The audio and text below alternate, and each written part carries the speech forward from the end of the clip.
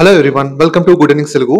నేను లాస్ట్ 2 డేస్లో మనం చూస్తే నేను యథార్థ హాస్పిటల్ని సెల్ చేసి అండ్ జాజిల్ ప్రీపెయిడ్ స్టాక్ అనేది నేను బై చేశాను. అండ్ ముందుగా చెప్పాలి, ఇది ఎటువంటి రికమెండేషన్ కాదు and any buy or sell call recommendations కాదు.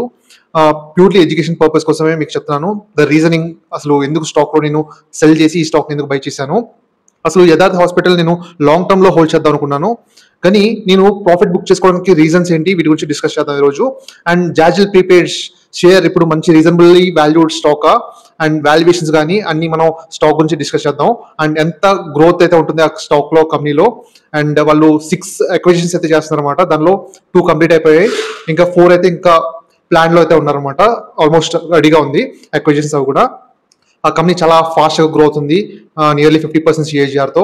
అండ్ కంప్లీట్గా కంపెనీ గురించి డిస్కస్ చేద్దాం, జాజిల్ ప్రీపెయిడ్ గురించి. యథార్థ హాస్పిటల్ మీరు చూడొచ్చు ఇక్కడ. నేను సెల్ చేశాను అనమాట, 9th అయితే సెల్ చేశాను, October 9. యావరేజ్ ప్రైస్ 415 రూపీస్ దగ్గర అయితే బై చేశాను. And selling price average 825 rupees దగ్గర సెల్ చేశాను. నియర్లీ 98-100% దాకా వచ్చింది అనమాట ప్రాఫిట్. అండ్ నేను యథార్థ హాస్పిటల్ మీకు ఫస్ట్ నేను బై చేసింది ఎప్పుడు అంటే ఈ ఇయర్ స్టార్టింగ్ జనవరి ఆ టైంలో బై చేశాను. మీరు చూడొచ్చు, ట్రూ టంచెస్ అయితే బై చేశాను అనమాట. January 27th ఫస్ట్ 427 రూపీస్ దగ్గర బై చేశాను. అండ్ సెకండ్ ట్రంచ్ అండ్ అది 410 రూపీస్ దగ్గర బై చేశాను. ఫస్ట్ ట్రంచ్ కన్నా సెకండ్ ట్రంచ్లో కొంచెం ఎక్కువ హ్యూజ్ అమౌంట్ అయితే పెట్టాను అనమాట.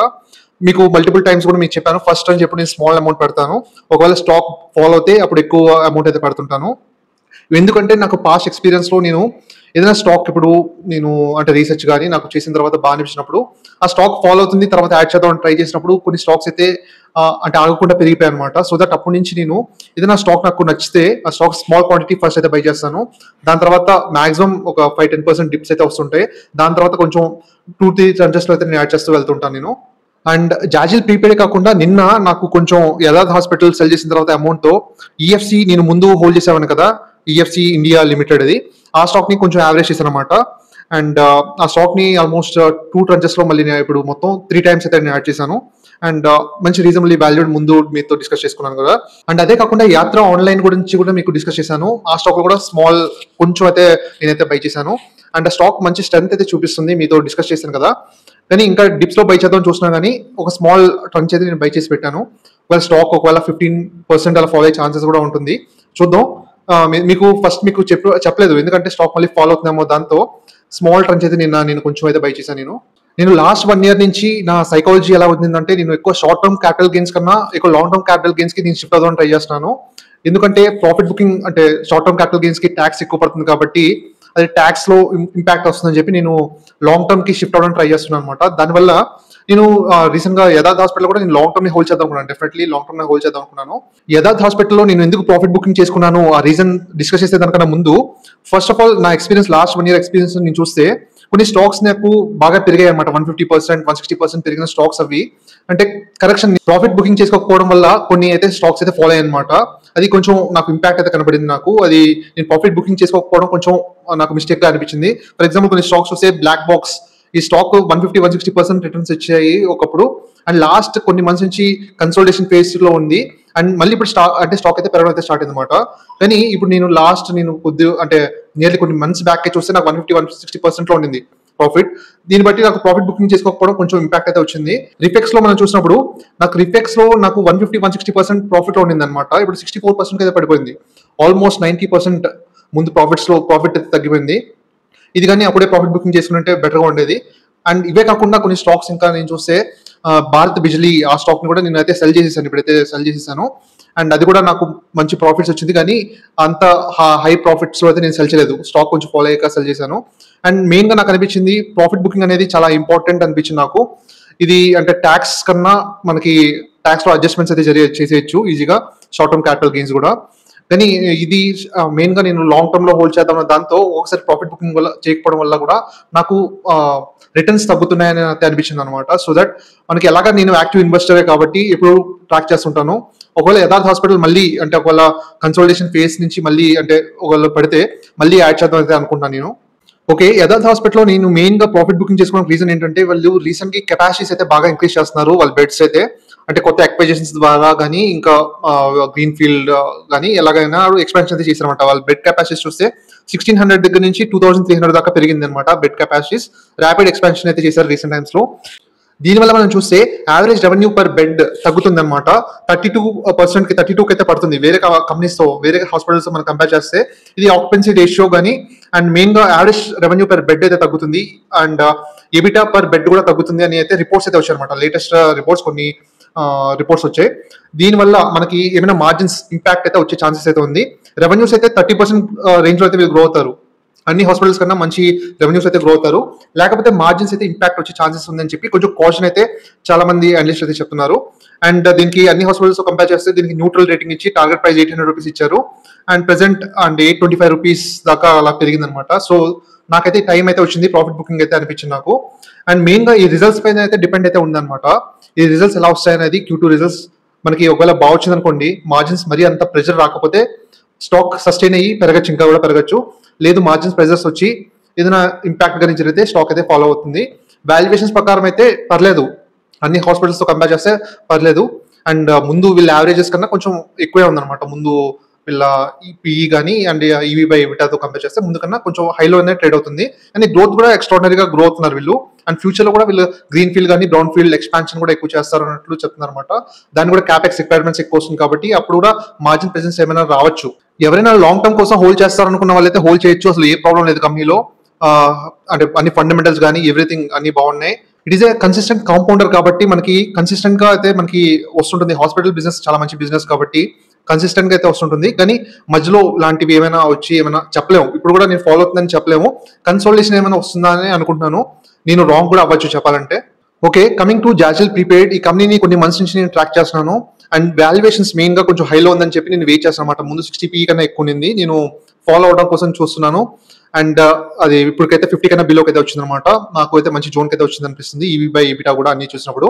అండ్ కంపెనీ గురించి డిస్కస్ చేద్దాం, జాజిల్ ప్రీపెయిడ్ గురించి. జాజిల్ ప్రీపెయిడ్ ఏం చేస్తుందంటే వీళ్ళు money management and expense management చేస్తుంటారు.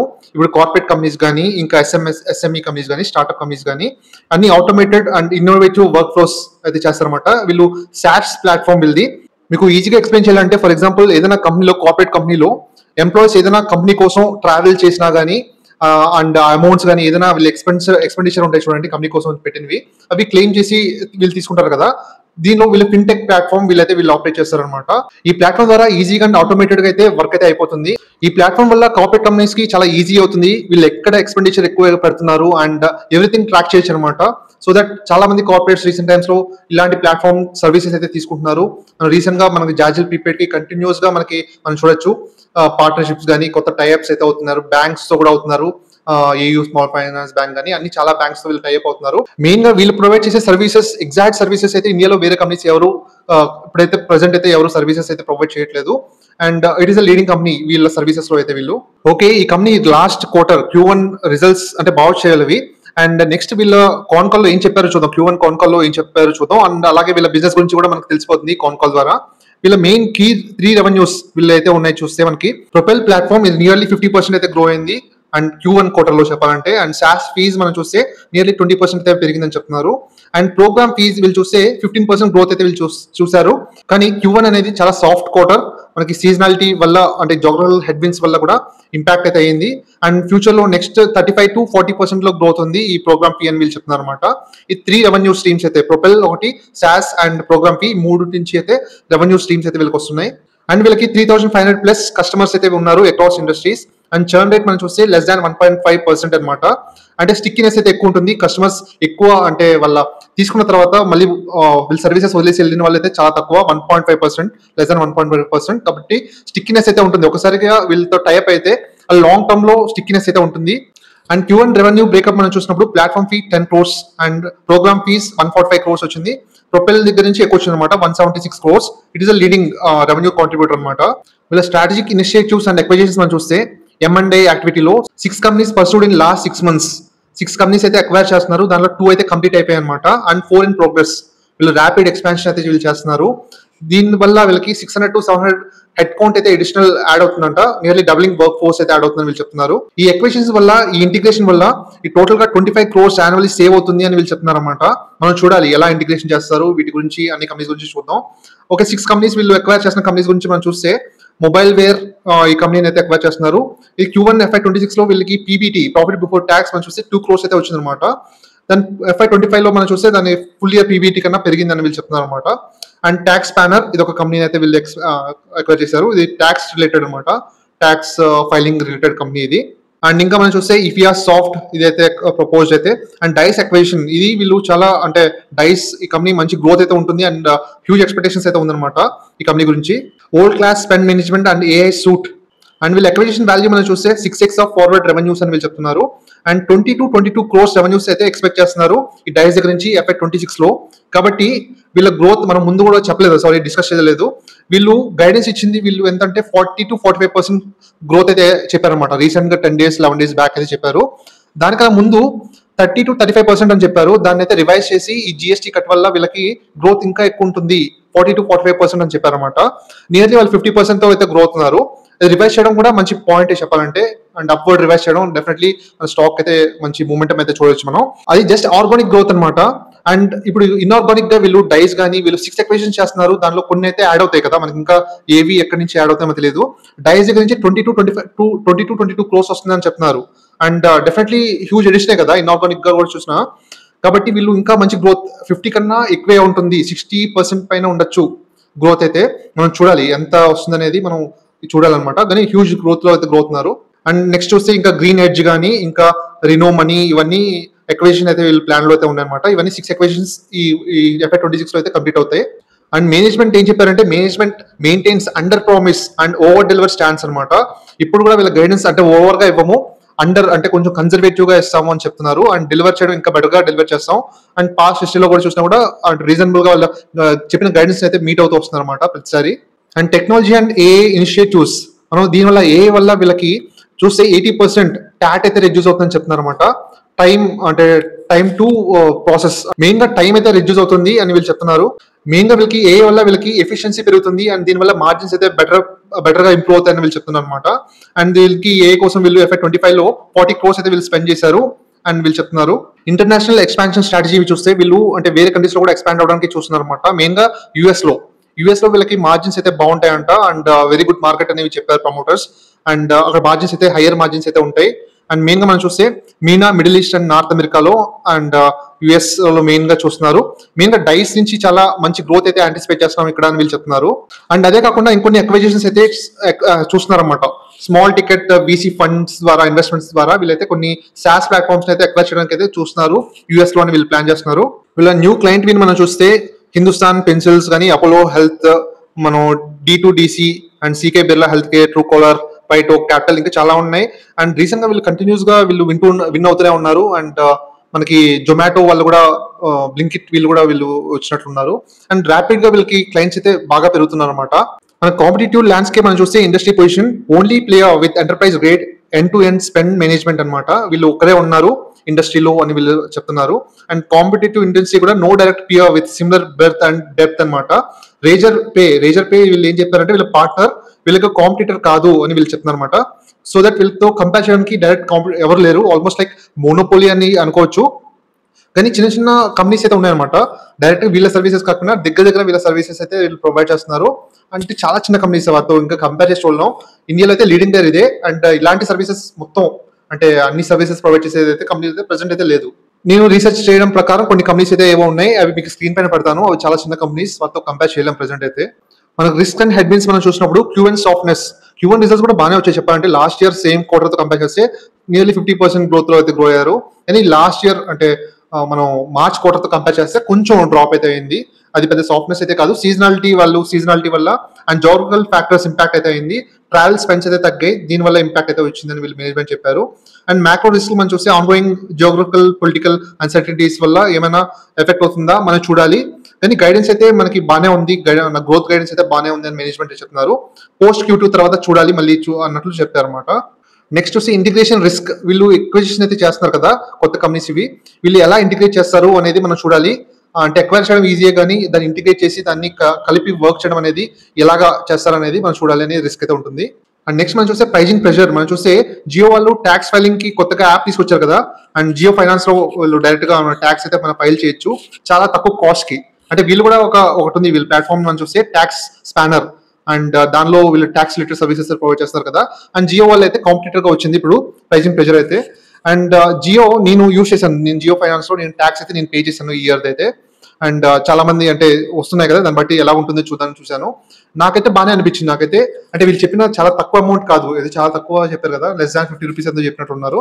అంతకైతే రాదు కానీ కానీ తక్కువ అమౌంట్ అన్ని యాప్స్ తో కంపేర్ చేస్తే డెఫినెట్లీ మనకి ఒక తక్కువ అమౌంట్ 300-400 రూపీస్ లో అయితే అయిపోతుంది. నియర్లీ 500 రూపీస్ అనుకోవచ్చు అనమాట. డిపెండ్స్ ఆన్ సర్వీసెస్ అండ్ ఎలాంటి మన ట్యాక్స్ మనం ఫైల్ చేస్తాం అన్ని కూడా ఉంటాయి. కానీ లెస్ దాన్ అన్ని యాప్స్ కంపేర్ చేస్తే ఇప్పుడు క్లియర్ ట్యాక్స్ నేను యూజ్ చేశాను అండ్ వాటితో కంపేర్ చేస్తున్నా కూడా అన్ని కూడా నాకైతే బాగా అనిపించింది జియో ఫైనాన్స్ అయితే. అండ్ ఈజీగా కూడా అనిపించింది, అమౌంటే కాదు ప్రాసెస్ కూడా నాకు చాలా ఈజీ అండ్ చాలా ఫాస్ట్ అనిపించింది. క్లియర్ ట్యాక్స్ కన్నా నాకు బెటర్గా అనిపించింది నాకైతే. And coming to awards and recognitions మనం ఇక్కడ చూడొచ్చు. అండ్ కొన్ని అవార్డ్స్ అయితే వీళ్ళకి వచ్చాయి. Fintech brand of the year వీళ్ళకి 2025 అవార్డు అయితే వచ్చింది. Great Indian B2B fintech brand అని వీళ్ళకి వచ్చింది అనమాట. అండ్ మనం ఈటీ ఎక్సలెంట్ తెలంగాణ 2025 వచ్చింది. మెయిన్ గా తెలంగాణ అంటే నేను చెప్పడం మర్చిపోయాను, ఇది హైదరాబాద్ బేస్డ్ కంపెనీ అనమాట. వీళ్ళ హెడ్ ఆఫీస్ హైదరాబాద్ లో ఉంది. ఓకే, కమింగ్ టు వీళ్ళ ఫండమెంటల్స్ వీరి గురించి డిస్కస్ చేద్దాం. వీళ్ళ market cap 4,800 crores, small cap company. And PE ఇప్పుడు చూస్తే ఈ రోజు కొంచెం స్టాక్ పెరగడంతో 50 అయితే వచ్చింది. అండ్ ROE మనం చూడొచ్చు ఇంకా తక్కువలో ఉంది, కానీ ఇంకా స్మాల్ బేస్, చాలా చిన్న కంపెనీ కాబట్టి ఎక్స్పాన్షన్స్ అయితే ఎక్కువ చేస్తున్నారు వీళ్ళు. క్యాష్ బర్నింగ్ అయితే చేస్తున్నారు, కొన్ని QIP ద్వారా అయితే చేస్తున్నారు. QIP ద్వారా అన్ని దీనివల్ల ROE కొంచెం ఇప్పుడు తక్కువ కనబడుతుంది. అండ్ రాను వీళ్ళు ఫిన్టెక్ ప్లాట్ఫామ్ కాబట్టి మార్జిన్స్ అయితే పెరుగుతాయి. మేనేజ్మెంట్ కూడా చెప్పారు మార్జిన్స్ అయితే ఇంప్రూవ్ అవుతూ వస్తుంది. నెక్స్ట్ ROE కూడా అంటే బెటర్గా అవుతుంది అనమాట. అండ్ మన స్టాక్ ప్రైస్ మనం చూడొచ్చు, మనకి 2 years అయింది ఈ లిస్ట్ అయ్యి స్టాక్ అయితే మార్కెట్ లో. అక్కడి నుంచి బాగా పెరిగి అండ్ జనవరి 2025 నుంచి స్టాక్ 550 దగ్గర నుంచి స్టాక్ అయితే ఫాలో అయ్యింది. అండ్ నౌ మళ్ళీ కన్సల్టేషన్ లో ఉందన్నమాట. ఇప్పుడు నాకైతే మంచి జోన్ అయితే అనిపిస్తుంది నాకు. మెయిన్ గా మీరు PE చూస్తే మనకి బాగా పెరిగిపోయి 100 PEకి అయితే రీచ్ అయిపోయి అక్కడ నుంచి స్టాక్ అంటే బాగా ఫాలో అయ్యి అండ్ మెయిన్ గా టైం కరెక్షన్ జరిగింది అండ్ స్టాక్ కూడా కొంచెం కరెక్ట్ అయింది. దీనివల్ల ఇప్పుడు మనం చూస్తే 50 PEకి అయితే వచ్చింది అనమాట. అండ్ మెయిన్ గా EV/EBITDA మనం చూసినప్పుడు చాలా ఎక్కువ ఉంది, 55-60 EV/EBITDA ఉండింది, బాగా ఫాలో అయ్యి ఇప్పుడు 25-27 అయితే వచ్చింది అనమాట. మంచి రీజనబుల్లీ వాల్యూడ్ అయితే నాకు అనిపిస్తుంది EV/EBITDA మనం చూసినప్పుడు. వీళ్ళ ప్రాఫిట్ అండ్ లాస్ట్ స్టేట్మెంట్ మనం చూసినప్పుడు 2020 దగ్గర నుంచి మంచి గ్రోత్ అయితే చూసాం మనం. లాస్ట్ 5 years లో రెవెన్యూస్ కానీ చాలా మంచి గ్రోత్ అయితే మనం చూసాం. అండ్ ఆపరేటింగ్ ప్రాఫిట్ మార్జిన్స్ మనం చూస్తే 2020లో 16% ఉండింది అండ్ నెక్స్ట్ 12%, మళ్ళీ 16% ఉంది. రీసెంట్ లాస్ట్ 4 years లో 9% ఫాలో అయిపోయింది అనమాట. డ్యూ టు ర్యాపిడ్ అంటే వీళ్ళు ఎక్విజిషన్స్ కానీ వీళ్ళు స్పెండింగ్ అయితే ఎక్కువ చేస్తున్నారు, దీనివల్ల 9% అయితే ఫాలో అయింది. ఈ ఎక్స్పాన్షన్ ఫేస్ లో ఉన్నప్పుడు ఎక్కువ ఎక్స్పెండిచర్ ఎక్కువ పెడతారు కదా, క్యాపెక్స్ కానీ ఇవి, దీనివల్ల మార్జిన్స్ అయితే ప్రెషర్ అయితే ఉంది. కానీ రాను అంటే ఇంప్రూవ్ అవుతుంది మార్జిన్స్ అని చెప్పారనమాట. FY26 కి 11% నియర్లీ అయితే ఉండొచ్చు అని వీళ్ళు చెప్పారనమాట, 10-11%. అండ్ రాను ఇయర్ ఆన్ ఇయర్ అయితే పెరుగుతూ వెళ్తుంటుందని వీళ్ళు మేనేజ్మెంట్ చెప్పారు. కానీ కాన్కాల్లో చెప్పలేదు, వేరే వీడియోస్ లో నేను చూశాను, ఈటీ నౌ కానీ CNBC ఛానల్స్ లో వాటిలో. అండ్ మనం చూడొచ్చు ప్యాడ్ కూడా మంచి గ్రోత్ అయితే మనం చూడొచ్చు. ఇక్కడ కాంపౌండింగ్ సేల్స్ గ్రోత్ మనం చూస్తే లాస్ట్ 5 years 80% అండ్ 3 years 52% మనం చూడొచ్చు. అండ్ లాస్ట్ 10 years లో వీటిలో చూడొచ్చు మంచి గ్రోత్ అయితే చూసాం ప్రాఫిట్ లో కూడా. And next share holding pattern మనం చూస్తే మనకి ఇనిషియలీ 44% అయితే ఉంది వీళ్ళు IPO వచ్చినప్పుడు. అండ్ మధ్యలో కొంచెం తగ్గింది అనమాట, December 2024 లో కొంచెం తగ్గించారు. అండ్ నెక్స్ట్ మళ్ళీ ఇమీడియట్ గా మార్చ్ లో 4% అయితే పెరిగింది అనమాట. వీళ్ళు ప్రమోటర్స్ అయితే బై చేశారు ఆ టైంలో, మార్చ్ 2025 లో. అండ్ FIS మనం చూస్తే కొంచెం తగ్గుతూ వస్తుంది. అండ్ DIS మనకి మధ్యలో బాగా పెరిగింది అండ్ 5% నుంచి 10%, 14% పెరిగి మళ్ళీ ఇప్పుడు స్లైట్ డ్రాప్ అయితే వచ్చింది అనమాట రీసెంట్ గా. అండ్ ఈ రోజు స్టాక్ పెరగడానికి మెయిన్ రీజన్ ఏంటంటే వీళ్ళు ఫండ్స్ రైజ్ చేస్తున్నారు అనమాట. 60 crores అయితే రైజ్ చేస్తున్నారు. వీళ్ళు వారెంట్స్ అయితే ఇష్యూ చేసి మనీ రైజ్ చేస్తున్నారు. అండ్ స్టాక్ ప్రైస్ మనం చూస్తే వీళ్ళు వారెంట్స్ ఎంత ప్రైస్ కి ఇష్యూ చేస్తారో మనం చూస్తే 567 రూపీస్ కి అయితే ఇష్యూ చేస్తున్నారు అనమాట. ఇది మార్కెట్ కి ఏమైనా పాజిటివ్ గా తీసుకుని స్టాక్ అయితే ఈ రోజు పెరిగింది అయితే అనుకుంటున్నాను నేను. మెయిన్ గా ఇప్పుడు స్టాక్ మనం చూస్తే 350 రూపీస్ లో ట్రేడ్ అవుతుంది. అండ్ వీళ్ళు 567 రూపీస్ కి అయితే వీళ్ళు వారెంట్స్ అయితే ఇష్యూ ఇస్తున్నారు. అంటే ఇంత ప్రైస్ కి ఇస్తున్నారు, హయ్యర్ లెవెల్స్ లో ఆల్మోస్ట్ 70-80% ప్రీమియం లో ఇస్తున్నారు అన్న దాంతో స్టాక్ పాజిటివ్ అయితే తీసుకుంది అనుకుంటున్నాను నేను. అండ్ వీళ్ళ గ్రోత్ గైడెన్స్ మనం చూస్తే లాస్ట్ 5 months బ్యాక్ అయితే నేను అంటే ఉందన్నమాట CNBC NDTV ప్రాఫిట్ లో అయితే. వీళ్ళు 5 months బ్యాక్ వీడియోలో నేను చూసినప్పుడు FY25 రెవెన్యూస్ 1250 crores వస్తాయి ఎక్స్పెక్టెడ్ అని చెప్పారు అనమాట. దానికన్నా ఎక్కువ వచ్చాయి అనమాట, 1300 crores అయితే వచ్చింది అనమాట. వీళ్ళ చెప్పిన దానికన్నా ఎక్కువ వచ్చింది వీళ్ళ రెవెన్యూస్. అండ్ FY26 లో 50% గ్రోత్ అయితే ఉంటుంది అండ్ 1900 crores అని వీళ్ళు చెప్పారు వీళ్ళ గైడెన్స్ అయితే FY26 లో మనం చూడాలి. అండ్ నెక్స్ట్ మన FY27 లో 2800 crores, అది కూడా నియర్లీ 50% అంటే 47.5 అంత వస్తుంది. మీన్స్ 50% CAGR తో నెక్స్ట్ 2 years అయితే వీళ్ళు గ్రోత్ అనమాట. దీన్ని బట్టి మనం క్యాలిక్యులేషన్ చేద్దాం వీళ్ళ గ్రోత్ ఎలా ఉండబోతుంది, వీళ్ళ జర్నీ ఎలా ఉంటుంది అని చూద్దాం. అండ్ వీళ్ళు చెప్పినట్లు వీళ్ళ గ్రోత్ అయితే వీళ్ళు 50% తో వీళ్ళ గ్రో అయితే నెక్స్ట్ 3 years లో. అండ్ ఇప్పుడు చూస్తే మనకి EPS 11 దగ్గర నుంచి ఇలా పెరుగుతుంది మనం చూడొచ్చు 24.8 కి. అండ్ ఈ కంపెనీకి మన ఫేర్ వాల్యుయేషన్స్ మనం చూసినప్పుడు కన్జర్వేటివ్ గా అంటే 35x అయితే ఇవ్వచ్చు, అండ్ ఫేర్ గా మనం చూస్తే 45 ఇవ్వచ్చు, ఇంకా ఆప్టిమిస్టిక్ ఇంకా హైయర్ గ్రోత్ మనం యాంటిసిపేట్ చేస్తే 55 ఇవ్వచ్చు. అంటే 3 కేస్ సినారియోస్ అనమాట. ఓకే, ఇవన్నీ ఎక్స్పెక్టేషన్స్ చార్ట్ జీపీటీ అయితే జనరేట్ చేసింది, నేను కాదు. చార్ట్ జీపీటీ నేను ఇచ్చిన నెంబర్స్ తీసుకొని అదైతే జనరేట్ చేసింది అనమాట. దాన్ని బట్టి మనం చూస్తే ఫస్ట్ ఇయర్ టార్గెట్ FY26 కి 580 రూపీస్ నుంచి 750 రూపీస్ దాకా స్టాక్ ప్రైస్ అయితే పెరగచ్చు అని చెప్పి చార్ట్ జీపీటీ చెప్పింది. అండ్ సెకండ్ ఇయర్ లో చూస్తే 870 నుంచి 1100 రూపీస్ కి షేర్ ప్రైస్ పెరగచ్చు అని టార్గెట్స్ అయితే ఇచ్చింది అనమాట. మనం చూడాలి ఇవి అంటే వీళ్ళ గ్రోత్ కానీ సస్టైన్ అవుతే అండ్ ప్రెసెంట్ వాల్యుయేషన్స్ బట్టి అని చూస్తే ఇది వాల్యుయేషన్స్ అయితే వీళ్ళు చెప్తున్నారు. అండ్ మనం పెగ్ రేషియో మనం చూసినప్పుడు ప్రెసెంట్ అయితే నేను మార్నింగ్ కి 49.3 అయితే ఉంది అనమాట జాజిల్ ప్రీపెయిడ్. దాటి బట్టి క్యాలిక్యులేట్ చేసిన ఇప్పుడు 50 కదా, మనకి 1 అయితే ఉంది. పెగ్ రేషియో 50% తో గ్రోత్ అవుతారు కదా, 50 by PE డివైడెడ్ బై మన 50 మనం గ్రోత్ ఎంతలో గ్రోత్ మనం క్యాలిక్యులేట్ చేస్తే పెగ్ ఇస్ 1 వస్తుంది అనమాట. పెగ్ 1 అంటే definitely it is a reasonable fairly priced, present value అయితే ఫేర్లీ ప్రైస్డ్ మనం క్లియర్ గా మనం చెప్పొచ్చు. వీళ్ళ గ్రోత్ కానీ ఏమైనా స్లో డౌన్ వచ్చి 30% కల్లా ఫాలో అవుతాయి, definitely it is over valued అవుతుంది. ప్రెసెంట్ అయితే మనకి పర్లేదు, అన్ని బాగానే ఉన్నాయి. మనం చూడొచ్చు బ్యాలెన్స్ షీట్ మనం ఎక్సలెంట్ గా ఉంది, జీరో డెట్, మనకి డెట్ పెద్ద ఏం లేదు. ROE ఇప్పుడు అయితే కొంచెం తక్కువ ఉంది కానీ ఇంప్రూవ్ అవుతాయి ఫ్యూచర్ లో. అండ్ ప్రాఫిట్ మార్జిన్స్ మనకి డెఫినెట్లీ ఎక్స్పాండ్ అయితే అవుతాయి అనమాట. సాస్ ప్లాట్ఫామ్ కదా, డెఫినెట్లీ ఫ్యూచర్ లో పెరుగుతుంది. అండ్ క్యాపిటల్ ఇన్ఫ్యూజన్ మనం 60 crores ఈ రోజు మనకి న్యూస్ వచ్చింది కదా దాని గురించి. అండ్ వాల్యుయేషన్స్ కంపేర్డ్ మనం చూస్తే reasonable for high growth fintech, reasonably valued. Risk మనం చూస్తే హై ఎక్స్పెక్టేషన్స్ బిల్డ్ అయ్యి ఉన్నాయి, ఎనీ స్లో డౌన్ కానీ వచ్చింది అనుకోండి అప్పుడు మనకి రిస్క్ అయితే ఉంటుంది. ఓకే, చార్ట్ జీపీటీ మనకి ఏం చెప్పిందంటే మనకి 50% గ్రోత్ కానీ సస్టైన్ అవుతే ఈ స్టాక్ ప్రైస్ మనం చెప్పిందే కదా 580 రూపీస్ నుంచి 1100 రూపీస్ ఒక 2 years లో అయ్యే ఛాన్సెస్ అయితే ఉంది. అండ్ డౌన్ సైడ్ రిస్క్ మనం చూసినప్పుడు 280 నుంచి 300 రూపీస్ దాకా డౌన్ అయ్యే ఛాన్సెస్ ఉంది ఒకవేళ గ్రోత్ కానీ తగ్గితే. ఓకే, లెస్ దాన్ 25% 30% గ్రోత్ కానీ తగ్గితే మనకి పడే ఛాన్సెస్ ఉంది. ఓకే, ఇప్పుడు ఫేర్ వాల్యుయేషన్ మనం చూసినప్పుడు ప్రెసెంట్ అయితే 350 to 400 రూపీస్ అయితే మనం ఫేర్ వాల్యుయేషన్స్ మనం చూడొచ్చు. బేస్ కేస్ నుంచి మనకి మంచి జోన్ అయితే చూడొచ్చు. ప్రెసెంట్ అయితే మనకి 355 ట్రేడ్ అవుతుంది కదా, మంచి జోనే. కానీ బెస్ట్ కేస్ జోన్ అయితే 300 to 330 రూపీస్ బై జోన్ అయితే చెప్తున్నారు అనమాట, బెస్ట్ బై జోన్.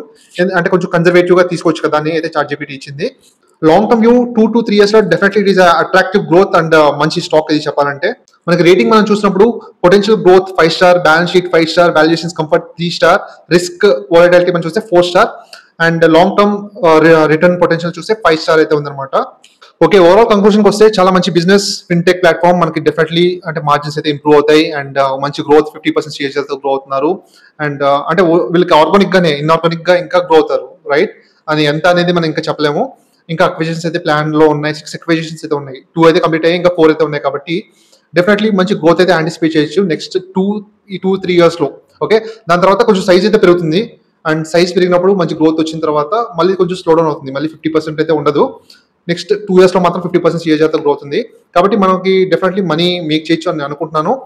కానీ ఇది ఎటువంటి రికమెండేషన్ కాదు, ముందుగా చెప్పిన ఎటువంటి రికమెండేషన్ కాదు, ప్యూర్లీ నా ఎక్స్పెక్టేషన్స్ మాత్రమే. ఓవరాల్ గా నేను చూస్తే నాకైతే పాజిటివ్ అయితే అనిపిస్తుంది నాకు. అండ్ ఇంకొక కంపెనీ నాకు ఇంట్రెస్టింగ్ అనిపించింది అనమాట, బ్లాక్ బర్గ్. మనం చూస్తే జింకా లాజిస్టిక్స్ చూడండి, అది కూడా టెక్ ప్లాట్ఫామ్, సాస్ ప్లాట్ఫామ్ అది కూడా. అండ్ ఆ స్టాక్ కూడా మంచి పాజిటివ్నెస్ అయితే కనబడింది ఈ రోజు నిన్న. మనం చూస్తే స్టాక్ మంచి మూమెంటం లో ఉంది అండ్ ఆ స్టాక్ గురించి స్టడీ చేయాలి. అది కూడా ఆల్మోస్ట్ లైక్ మోనోపోలీ అనమాట, సర్వీసెస్ వాళ్ళు వేరే కంపెనీస్ అయితే లేదు, టెక్ ప్లాట్ఫామ్. అండ్ ఆ స్టాక్ గురించి స్టడీ చేసిన తర్వాత నెక్స్ట్ వీడియో అయితే మీకు చేస్తాను. Thank you very much. మీకు ఈ వీడియో నచ్చినట్లయితే లైక్ చేసి ఎంకరేజ్ చేయండి. ఇంకా మంచి వీడియోస్, మంచి ఇన్ఫర్మేషన్ మీకు అయితే పాస్ చేస్తాను. అండ్ టెలిగ్రామ్ ఛానల్ ఎవరైనా లేకపోతే యాడ్ అవ్వడానికి ట్రై చేయండి. మీకు ఇమీడియట్ గా ఇన్ఫర్మేషన్స్ ఏదైనా ఇంపార్టెంట్ అనిపించింది మీకు టెలిగ్రామ్ ఛానల్ లో పెడుతుంటాను. Thank you very much. ఇది మన ఛానల్, మనం కలిసి ట్రావెల్ చేద్దాం అండ్ స్టాక్ మార్కెట్ లో బాగా సంపాదిద్దాం.